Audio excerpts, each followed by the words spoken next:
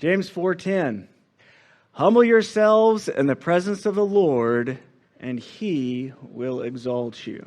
Amen. All right, if you would grab a Bible, let's be turning back to James chapter 4. Now, while you're turning, I'd like to share with you some memes on arrogance that I recently came across. Arrogance. When you're better than others, it's best to let them know in no uncertain terms so that they won't embarrass themselves by questioning your decisions and actions. Arrogance. It helps when the little people understand you're simply better than they are. People say I'm condescending. That means I talk down to people. I'm not always right, but when I'm not, I'm still not wrong. Of course I know I'm arrogant. I know everything. Me-phobia. Fear of becoming so awesome that the human race can't handle it and everyone dies. Now, when you think of arrogance, what do you think of? Maybe a matador comes to mind, a bullfighter. Maybe a trash-talking athlete or a know-it-all comes to mind. But there are lots of ways to be arrogant. Are you arrogant? Now, I find that to be an interesting question, because how would you know if you were? And someone might answer, well, just ask your wife and your children. And that's not bad. But James gave us two areas where our arrogance is on display. And some people will use that as the title of this section. The first has to do with judging in verses 11 and 12. And the second has to do with planning, the way that we look at the future in verses 13 through 17. Now, verses 11 and 12 probably find connection with the first part of chapter 4 concerning their quarrels and conflicts. See, these Christians, they were in a state of disharmony, and they were giving evidence of worldliness. And James concluded that section by emphasizing humility. And that was the root of the problem. If we don't work on humbling ourselves, then we can grow in stubborn pride, which will reveal itself in various ways. And so in our text for today, he gave these two examples where humility needs to be practiced by Christians. You see, Christians, humble Christians don't judge, and humble Christians don't make plans without considering God. We're not the final judge, and we're not in as much control as we'd like to think. The newsflash, there is a God, and He is not me, and He's not you. And you may be saying, well, duh. But our actions and attitudes can actually say otherwise about how we think. People have always had the problem of putting themselves in the place of God. And so let's start by going through this. First, judging a brother. He said, "Do not speak against one another, brethren. He who speaks against a brother or judges his brother speaks against the law and judges the law. But if you judge the law, you are not a doer of the law, but a judge of it. There is only one lawgiver and judge, the one who is able to save and to destroy. But who are you who judge your neighbor?" Do you know what I saw Lloyd doing the other day? Oh, yes, he did. And do you know why? Well, I'll tell you why. It's because he thinks this. There's a saying, the only exercise some people get is jumping to conclusions and running people down. Isn't judging and criticizing others so much easier than critiquing ourselves? Sometimes we're like the little boy who was showing his neighbor the picture of his kindergarten class. And he began by pointing out and describing each of the classmates. This is Robert, and he hits everyone. This is Stephen. He never listens to the teacher. This is Mark. He chases us, and he's very noisy. And this is Susie, and she's always passing notes in class, and so forth. Well, finally, he points to his own picture, and he said, "And this is me. I'm just sitting here minding my own business." Well, this word for speak against in the Greek, it's sometimes translated as slander. Now, in Romans chapter 1 and verse 30, Paul used this word for one of the sins that are practiced by the heathen world. And Peter, he used this word in 1 Peter chapter 2, verse 1, when he told us to put aside all malice and all guile and hypocrisy and envy and all slander. What I believe is prohibited here is a Christian speaking out against a brother in Christ in the sense of judging and condemning him or her. He who speaks against a brother or judges his brother. We are self-appointed judges. You see, we put ourselves up on the bench, and then we proceed to observe the lives of our fellow Christians, and then to pass judgment on them. Now, this is not talking about seeing a brother caught in a sin. All right, that is a completely different situation. Galatians chapter 6 and verse 1, we are to go to them and try to restore them in a spirit of gentleness. Or a brother who is teaching error. We are to take them aside, like Priscilla and Aquila did with Apollos in Acts chapter 18. This, I believe, is forming opinions about his or her motives, mannerisms, conduct, etc., and then expressing those to the harm of the brother. Sometimes we call it bad-mouthing or running each other down. Behind the back, critical speech is often intended to inflame others against the person who's being criticized. Now, another thing that this could fall into, this, is spreading gossip about them. And it could be gossip that's based on truth, partial truth, or no truth at all. Have you ever had someone come to you and say, well, I don't know if this is true or not, but... and then they proceed to give you some juicy gossip. And many times, people will simply believe it without even checking it out. The person, they are considered to be guilty until proven innocent, and not the other way around. See, for some reason, we sometimes think that it is our job, it is our position to either spread gossip or throw out an opinion to make someone look bad. So why should we not be doing this? Well, first of all, by implication, because we are brothers. You notice how he kept saying one another and brother. This is a Christian family. And families, they don't function properly when people are judging and bad-mouthing one another. And they're fighting and bickering. Now, I'm sure you've seen this problem in some physical families, maybe even your own. You're supposed to defend and to stand up for your family members. You're supposed to assume the best, not the worst, and not be going around accusing and condemning them. In the list of the 7 things that God hates in Proverbs chapter 6, it finishes with one who spreads strife among brothers. All right, second, because we judge the law.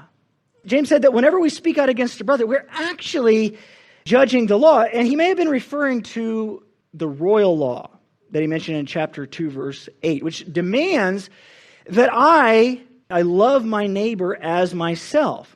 And so speaking out against a brother, it certainly violates this law. And so by our actions, we are saying that we are above it, or that this law is not important, or that we don't believe it's right.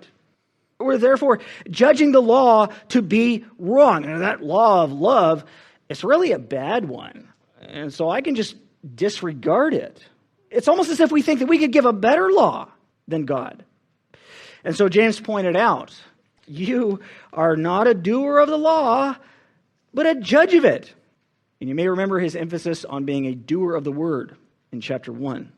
See, as Christians, it is not our prerogative to critique what God requires of us. Our responsibility is to simply do whatever he commands, even if we don't like it, even if we don't understand why, even if we don't agree with it, even if it doesn't come easy for us, even if it's not politically correct. We're not allowed to pick and choose. We're not above God's standards. We're under them. And we will be judged by them. John 12:48, his word is what will judge us in the last day. Now, thankfully, we also have the blood of Jesus. And third, because we take God's place. James reminded us in verse 12, there is only one lawgiver and judge. Oh, that job's taken. I applied for the position, but no, I'm not qualified for that job. And so this reality, it should humble us. It should cause us to shut our mouths from speaking out against one another. Only the one who is able to save and to destroy has the right to condemn. So by comparison, James asked, but who are you who judge your neighbor? Now in the Greek, you is placed forward for the sake of emphasis. You, yes, you. Just who do you think you are? I am a weak and frail mortal, and I have limited knowledge and limited understanding, and I certainly don't have the power and authority to save people from their wrongs or to destroy them because they did wrong. And so I actually place myself in the position of God when I condemn people by my own standards or by my ignorance. Say, how often do we make judgments when we have very little or no understanding of people's motives or their circumstances? Orbison gave this example, which I thought was helpful. Someone might say, did you know Brother Jones does not put anything in the contribution plate? There may be a reason for this. Sister Jones may be doing it, and she may be sitting elsewhere for reasons unknown. If you draw a wrong conclusion because of lack of information and then spread it around, you may be guilty of bearing false witness. Okay, think of it like this. For those who have children, it's kind of like your 4-year-old telling your 2-year-old what they're doing wrong. Okay, they don't have enough understanding to do that. And so, I'm not acting like a brother. I judge God's law to be unimportant by violating it, and then I act as if I were God. Now remember James's discussion in chapter 3 on the use of the tongue. We really need to discipline our talk. We really need to be careful when it concerns other people, especially if we're condemning them. I mean, this is something I think that we all struggle with from time to time. We need to examine our motives. We need to make sure that we are not putting someone down in the eyes of others to make ourselves look better or feel better in some way. Sadly, there are some people who are so prideful that they would injure a brother just to soothe their own ego. We live in a very critical, fault-finding, backbiting society. Let's not bring that into the church. And so, humility. Humility will keep us from falling into it. I like how Barnes put it. It may be presumed, unless there is evidence to the contrary, that others are as conscientious as we are. And it may commonly be supposed that they who differ from us have some reason for what they do, and may be desirous of glorifying their Lord and Master, and that they may possibly be right. You see, we need to quit assuming that people have bad motives. People who love each other, they will look out for and assume the best in one another. We have probably all come across the individual who has made a habit of going around pronouncing judgment on the motives and the conduct and the beliefs of all of their fellow Christians. They are self-appointed watchdogs. And if they don't like something that you are doing, or if you disagree with them in anything, then you are obviously wrong and probably going to hell. And they're going to let everyone who will listen know about it. I've been written up more than once. We've all got to make sure that this is not us. And again, this is not talking about a brother or sister who is clearly caught in a sin that they are practicing. But even in that situation, We're told to personally go to them, not announce it to the world. Do not speak against one another, brethren. All right, and then planning the future. In verses 13 through 17. Let's continue reading. Come now, you who say, today or tomorrow we shall go to such and such a city and spend a year there and engage in business and make a profit. Yet you do not know what your life will be like tomorrow. You are just a vapor that appears for a little while and then vanishes away. Instead, you ought to say, if the Lord wills, we shall live and also do this or that. But as it is, you boast in your arrogance. All such boasting is evil. Therefore, to one who knows the right thing to do and does not do it, to him it is sin. What are you looking forward to? What are you dreaming about? What is your vision of the future? What are the goals and the plans that you have for your life? Now, sometimes when preaching or teaching through this section, people will use the illustration of the Titanic, 1912.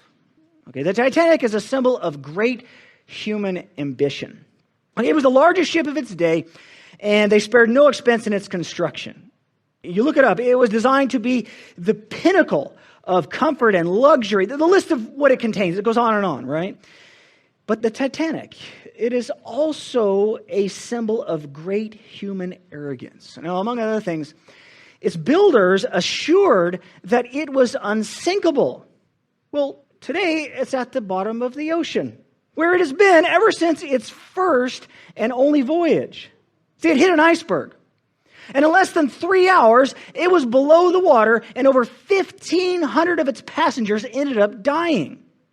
They didn't bring enough lifeboats on board, and ironically, they even canceled the emergency exercises scheduled for the day that it sank. God himself could not sink this ship. That quotation is a little hard to pin down, but it's reputed to have been the answer given by a deckhand when asked if the Titanic really was unsinkable. And so the Titanic is a symbol of great ambition, which is a good thing, and it is also a symbol of great arrogance, which is a bad thing. So James began this next section by saying, come now. Now, it's an interjection. We also find it in chapter 5, verse 1. And you might say it's a call for the readers to pay attention, to consider their actions. Have they really thought through what they're saying and doing? So verse 13, it specifies the problem that James wanted to address. These businessmen, okay, they are making the typical plans that any businessman would make.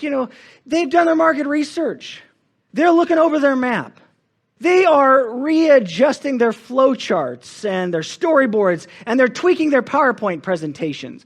And all right, maybe that's an anachronism. First century businessmen, they probably didn't have suits and ties like in my picture.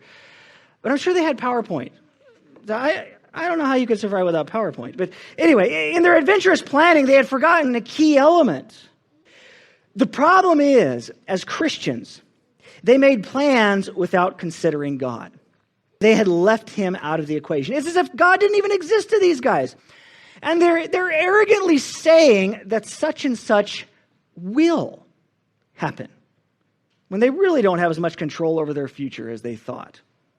This is a humanistic approach to life. This is worldly thinking, which James talked about in the previous section. It's arrogant to predict the future without taking God into consideration. Well, Petrillo made the observation, God has so designed things on earth that there are few certainties with man. It is a bold statement of arrogance to make plans with such confidence. Jesus taught us to live our lives in continual readiness for his second coming, because man does not know when that day will come and interrupt all human plans. Jesus also taught the lesson about the rich fool who thought he could control what his life would be like in the future. Luke 12. And we know how that turned out. His soul was required of him on the night of his greatest financial success, his greatest financial triumph.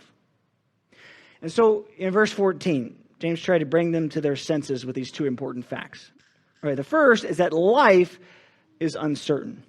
You do not know what your life will be like tomorrow. As it says in Proverbs chapter 27, verse 1, do not boast about tomorrow, for you do not know what a day may bring forth. So those in his illustration, they're making plans that contain a year of tomorrows, but they really don't even know what would occur in the first tomorrow. Our plan A does not always come to fruition. See, I can prepare and plan and predict and project, and I can get all of my ducks in a row, and I can still be wrong. For example, when I was trying to get out of California and find a place to go, well, I found this congregation in Colorado that I thought was perfect for my family. I was sure. I was convinced that it was a gift from God, and everything just seemed to fall into place. Well, a lot of people applied for the position, and it got down to me and this other guy. And oh man, I felt that I hit it out of the ballpark. And yet, the other guy got it. And I was so confused that I was like, God, what's the deal? It didn't make any sense. But looking back, I believe that this is a better congregation and a better place for my family. I also learned quite a bit. From that experience. But I was really scratching my head at the time. Humans are certainly not omniscient. And we cannot possibly know what a day may bring our way. Now, again, this is putting ourselves in the place of God. And second, life is brief. See, you're just a vapor that appears for a little while and then vanish away. Even if you get to be a centenarian, you live to be 100. Well, it goes quicker than you might think, and of course, it is nothing in comparison to eternity. Life is fragile and short, and we cannot even assume that we will be living tomorrow. We do not have a written agreement from God that we are going to live another day. We don't know. None of us in this room whether we'll even be around tomorrow. It's like the fog that you might see in the early morning hours, but then it's soon gone as soon as the sun rises in the sky. Who can build any hopes on a bit of mist? Well, chapter 1, he gave another illustration.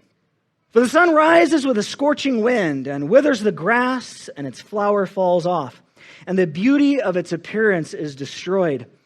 So too the rich man in the midst of his pursuits will fade away. So, the proper approach to the future is with this attitude. Verse 15, if the Lord wills, we shall live and also do this or that. Look, James, he's not condemning the practice of planning for the future. I certainly agree with the sayings. If you fail to plan, you plan to fail. And if you aim at nothing, you hit it every time. And the book of Proverbs, it certainly talks about planning and about getting advice, getting godly counsel and wise counsel. What James is pointing out is the arrogance of people, and especially Christian people, who plan their lives without considering God and recognizing that He is sovereign in this world. So all of our plans have got to be qualified by that understanding and that mindset. Now, I do think that this is more of an attitude than a formula of words that we've got to be saying all the time, but it just might be helpful to say it out loud from time to time. As Paul wrote to the Corinthians, but I will come to you soon if the Lord wills. And I do not wish to see you now just in passing, for I hope to remain with you for some time if the Lord permits. And we also, of course, we find Jesus saying, thy will be done. Now, obviously, don't overuse it, so it becomes obnoxious and simply a cliche. Lord willing, we'll make it through this worship assembly. Lord willing, we'll find a good parking place at the restaurant. Please pass me the songbook. Lord willing, I'll pass you a songbook. Lord willing, I won't hit you over the head with my Bible. Stop that.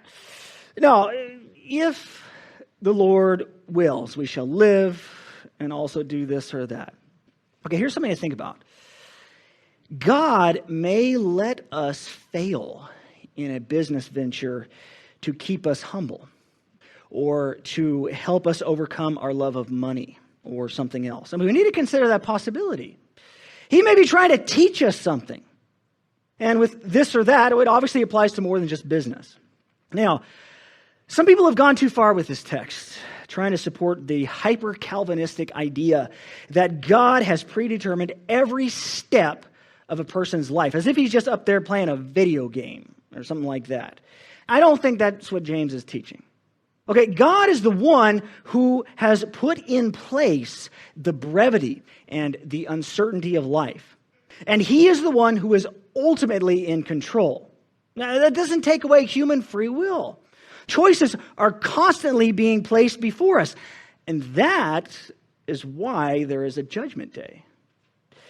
The problem here is that many people, they tend to get so caught up in the everyday existence of this life, work and investment and school and children and family and recreation and so forth. And so what happens is they begin directing their lives as if there was no God.